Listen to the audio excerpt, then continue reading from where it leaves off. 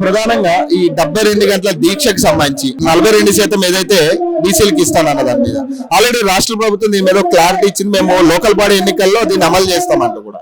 మరి మీరు కొట్లాడాల్సింది బీజేపీ ప్రభుత్వంతో కదా, ఎందుకు రాష్ట్ర ప్రభుత్వంలో చేయాలి?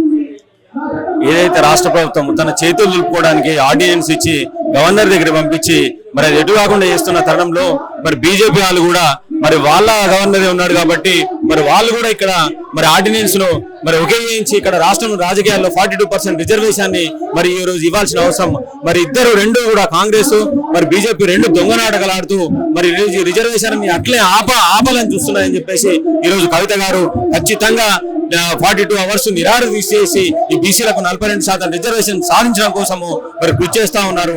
ఏదైతే కవిత గారు ఇంత ముందు కూడా గాంధీ మార్గంలో మరి అనేకమైనటువంటి విషయాల్లో నిరాహార దీక్ష చేయడం జరిగింది. చట్టసభలో అంబేద్కర్ విగ్రహాన్ని పెట్టడం కానివ్వండి, మహిళలకు 33% రిజర్వేషన్ కానివ్వండి, ఇలాంటి అనేకమైనటువంటి సాధించుకున్న కవిత గారికి ఉంది. మరి ఈ బీసీల రిజర్వేషన్ కూడా 72 గంటలు నిరాహార దీక్ష చేసి మరి ప్రస్తుతం ఉన్నటువంటి రాష్ట్ర మరి సెంట్రల్ గవర్నమెంట్ మెడల్ వంచి మరి ఖచ్చితంగా బీసీ బిల్లు సాధిస్తారు. బీసీ నాయకులు ఏమంటారు అంటే అసలు కవితకి బీసీలకి సంబంధం లేదు, ఎందుకు కవిత గారు దీక్షలు చేయాలనే దాని మీద చాలా మంది ప్రశ్నిస్తా ఉన్నారు. ఏం చెప్తారు?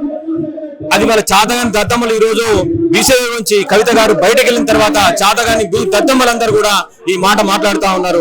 చాలా రోజుల నుంచి బీసీలకు జరుగుతున్నటువంటి అన్యాయాన్ని ముందుకు తీసుకెళ్లి గత 18 మాసాలుగా మరి జిల్లా తిరుగుతూ అనేక జిల్లాల్లో రౌండ్ టేబుల్ సమావేశాలు పెడుతూ కాన్ఫరెన్సులు పెడుతూ బీసీలంతా ఒక్క తాటికి తీసుకొచ్చి ఈ రోజు బీసీ ఉద్యమానికి ముందు నడుస్తున్నందుకు వాళ్ళు చూడలేక ఇటువంటి ఆరోపణలు చేస్తా ఉన్నారు. అంటే ఒకటంటే బీజేపీ వాళ్ళు కూడా కన్ఫర్మ్ చేస్తా ఉన్నారు కదా, ఇందులో ముస్లింస్ కి 10% ఇవ్వడం వల్ల ఈ ఆర్డినెన్స్ చేయలేము అని చెప్పేసి బీజేపీ చెప్తా ఉంది. అలాగే రాష్ట్ర అధ్యక్షుడు కూడా మాట్లాడుతూ ఉన్నారు రామచంద్రరావు గారు, ఏదైతే ఈ 9th షెడ్యూల్ లో పెట్టడం అనేది కుదరదు అని ఆయన తేల్చి చెప్పడం జరిగింది. మరి ఏం చెప్తారు? ఇప్పుడు కవిత గారు కూడా అడిగేది అదే ప్రశ్న. 42% ఏదైతే బీసీ రిజర్వేషన్ లో మరి 10% ముస్లింలే ఉందా లేదా అని చెప్పేసి మరి తేల్చమని చెప్తా ఉన్నారు.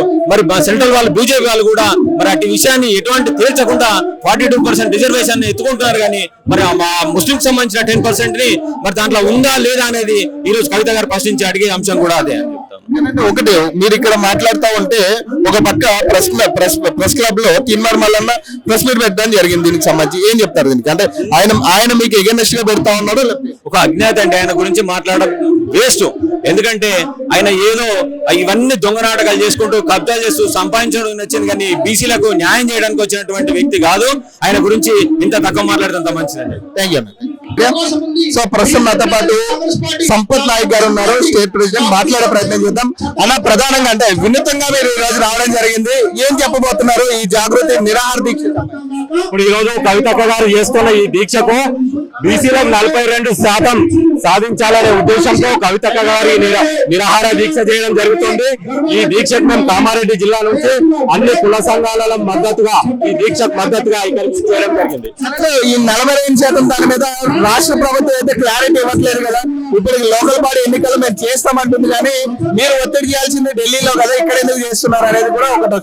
ఏదైనా తెలంగాణ రాష్ట్రంలో రిజర్వేషన్ కాబట్టి ఈ తెలంగాణ రాష్ట్ర ప్రభుత్వం మీద ఒత్తిడి పెరిగి కేంద్ర ప్రభుత్వం మీద ఒత్తిడి వేయాలనే ఉద్దేశంతో ఈ తెలంగాణ రాష్ట్ర రాజధాని హైదరాబాద్ లో ఈ దీక్ష చేయడం జరుగుతుంది. నిజమైన బీసీలు కవిత వెంట ఉన్నారా లేరా అనే దాని మీద ఒక క్లారిటీ. ఇప్పుడు నిజమైన బీసీలు అందరం మేమంతా ఉన్నాం అనే దానికే కదా ఇవాళ ఈ ఉదాహరణ.